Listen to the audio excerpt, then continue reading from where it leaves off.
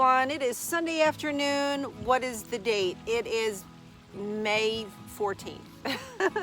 We have been working so hard the past few days, besides getting everything planted and in the ground and sowing more seeds and so many varieties and quantities to be sure that we have enough beneficial flowers for all of the pollinators.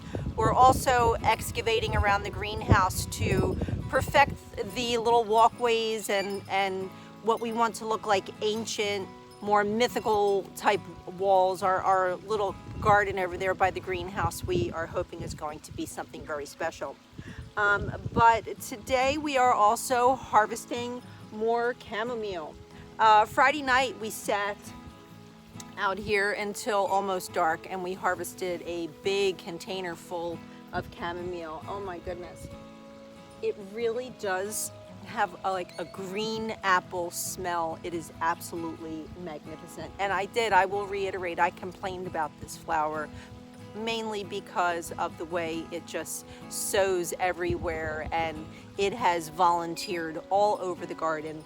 So it is a little bit invasive, but wow, it smells amazing. One of the other things that we're planting today that is new in our garden, and we have heard that it attracts butterflies and mainly hummingbirds in masses. Do you know what this is? Can you guess? This is called Tithonia. It is also known as the Mexican sunflower. And I purchased this at the daylily farm where I went about 2 weeks ago, and I bought all of my new collection of daylilies, and I saw that she was offering these also. Now, she charged $10 for this pot, and I thought, okay, my neighbor friend also bought one, and she said, you have to get this. It grows big orange flowers, it attracts all sorts of hummingbirds, and the hummingbirds are so involved in eating the nectar from this plant that they're really not frightened off by anything. Well, I was expecting this to look more like, you know, like a traditional sunflower, not knowing what it was. So I came home and looked it up, and don't you know, Baker Creek actually carries the seed for just a few dollars. I could have had a whole pack of seeds, but I don't ever mind supporting our local gardeners and farmers. So I just went ahead and bought one already started, and it is called Tithonia. And it does not grow like a traditional sunflower. It actually grows in a very tall and wide, almost shrub-like pattern, and it gets these gigantic orange flowers that are absolutely brilliant.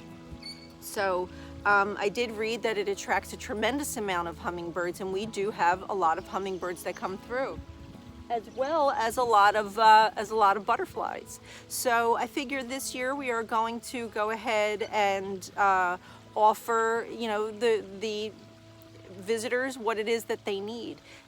Something that she gave me as a bonus, as a gift, because I had exchanged some of my irises with her, was 3 tropical milkweed. Now, there's a lot of controversy about native milkweed and tropical milkweed and how it can be bad for the ecosystem. She offered us the tropical, and she prefers it because it is not perennial here and it's not invasive. It's only perennial from zone 8 to 11. It won't be perennial here in zone 7. You never know. Our backyard is a microclimate, and strange things do happen back here. So we're just going to make sure we know where we're planting it, so that when the monarch butterflies arrive, they're South American butterflies. They really need their own native food sources, and they'll lay eggs on the tropical milkweed. So we'll have tropical milkweed and Tithonia Mexican sunflower, as well as this free thank you gift that I received from Botanical Interest when I placed an order. Look at the beautiful packaging that they always do. Absolutely gorgeous. So I'm so excited to see what this will do, because I've never grown sunflowers before. And it turns out that this sunflower as well was a free gift from Baker Creek with the chocolate cosmos, or no, not with the chocolate cosmos, with the Black Beauty tomato is what it was. And they gave me my free bag. And I think that you had to order a certain dollar amount to get the bag, the tomato, and the sunflower. So today we'll be busy getting all of these things planted into the ground and hoping for quick growth so that when everything arrives, we'll have plenty of food options for all of our wonderful pollinators. So look, you guys, the tomatoes have flowered already. This is the Thornburns terracotta, but so many of the tomatoes are already showing tremendous flowers, so this is a pretty exciting time. I'm assuming that everything back here is very happy. So when we moved to this property in 2014, we had brought some of our own flowers that we were growing in our last property with us that we just didn't want to give up on. One of those things was a piece of a butterfly bush, which is considered an invasive species here, and a lot of people don't like it, but you know, some of them hold on and some of them die back. The butterflies and the pollinators really love it, so we do grow them. This year we lost a few, so in the area along the fence where good old Farmer John back there, hey Farmer John. Hey guys. Farmer John is taking out the spent butterfly bushes, and I'll be planting these sunflowers there as a filler until we decide what it is that we are going to do more permanently there. So the excavation here continues around the greenhouse structure, and it's so strange now that the greenhouse is empty except for a few small things. We have some scrap material here that we built a shallow rise step on, and these pieces here it's some sort of sandstone. It's very, very sturdy. We did this mosaic pattern here as the walkway with it, and we're creating just a shallow rise step with them, and we'll be taking, as you can see, the boulders are in place. They're going to be raised beds with creeping phlox that will hang over them, and other annual flowers that I'll plant in there, and whatever it is. I'm not really sure yet what my choice of flowers is going to be, but I really like the way this is turning out. Now this comment here is for our friend Anna Marie, who is in the process of also perfecting the customization of her Costco Yardistry greenhouse. Anna Marie, I hope that this is what you wanted to see as far as the step. This was just reclaimed pavers that we took from our local supply yard, and John just kind of threw them down. They are sitting on what is called cinder dust for drainage underneath, and we had to just make sure everything was level. So we have them butting up to the base that we created on a 4x4. The front of our greenhouse is 4x4, and the sides are 4x6 pieces of pressure treated timber. So this walkway inside here is also reclaimed pavers.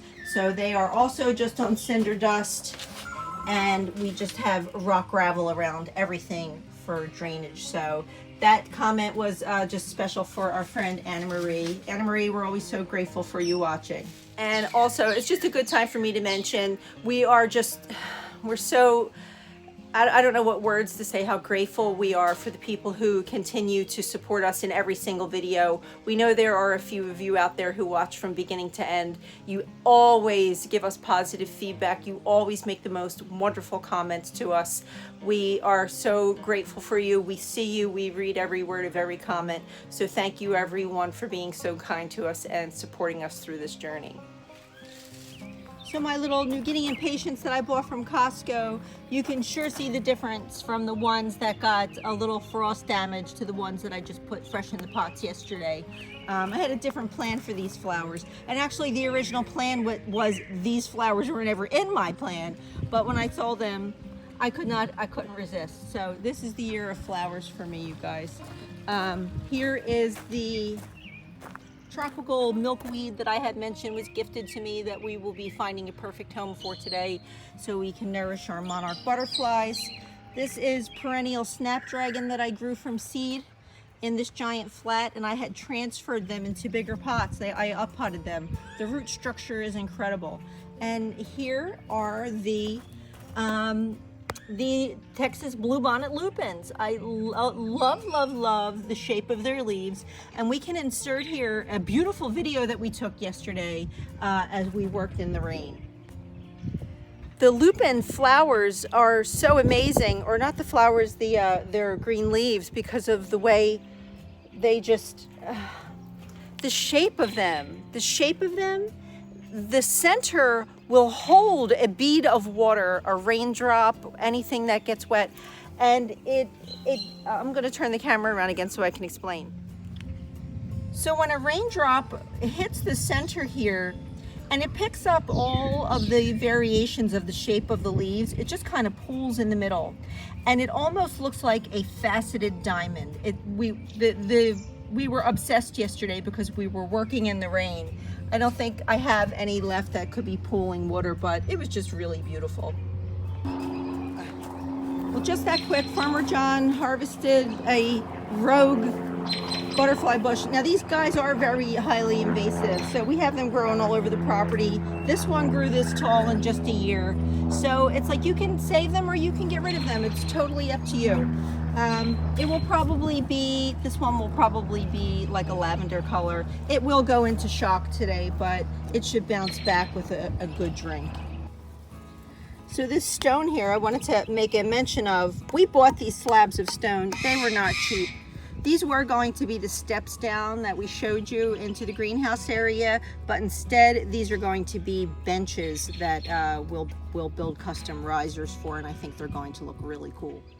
So the way I'm kind of like off the cuff designing some of this area around the greenhouse, John has said to me, "You realize you're recreating Stonehenge?" And I'm like, I think I'm trying to recreate Outlander. I'm going to collect one of the diamond stones from my lupin pools that are in there, and I'm going to sing Skyboat, and I'm going to vanish into somewhere into the island of Skye, I think. I don't know, but anyway, we want to bring a little bit of escapism to this garden as we grow, you guys, so hopefully you'll stay with us. And if this is your first time stopping here, my name is Leigh, and this is Our Backyard Garden. Please consider subscribing to our channel. If you like this video, give it a thumbs up and hit the notification bell so you never miss a video. So I hope you guys are having a wonderful day wherever you are. It's absolutely beautiful here in New Jersey. My tomatoes are growing happily. The cucumbers have all popped up, and now we're going to plant some more seeds, and we'll see you guys in the next video.